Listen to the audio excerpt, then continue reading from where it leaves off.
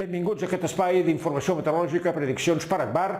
Anem a veure què és el que ha passat els últims dies, moltes coses. De fet, els hi comentem que l'augment de temperatures és evident des d'aquest mapa, aquest gràfic, des del 1850, la revolució industrial, com el planeta es va escalfant, però especialment a partir dels anys 90 i sobretot les últimes dècades. Temperatures altíssimes que estan provocant incidents i accidents importants com el dels últims dies.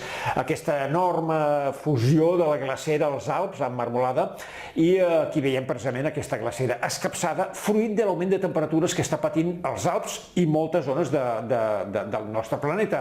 És una conseqüència directa de l'escalfament.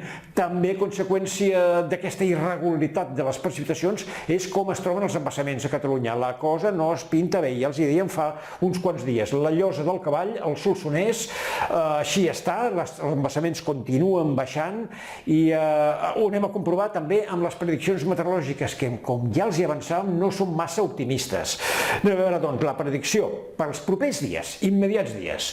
Divendres, dissabte, diumenge, dilluns, dimarts. Res de precipitacions, potser dilluns, dimarts, alguna tempesta molt local, més probable dimarts al Pirineu, coses locals. Atenció a les temperatures, onada de calor molt intensa al centre i oest d'Espanya.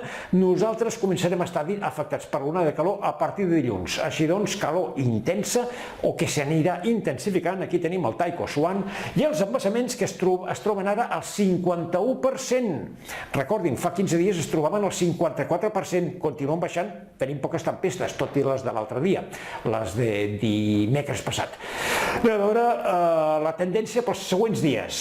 Atenció, perquè dimecres 13, dijous 14 i especialment a partir de divendres 15 fins a potser el dia 19-20, calor molt intensa, alguna tempesta molt local al Pirineu, però vaja, presenta aquest juliol un panorama de sequera important.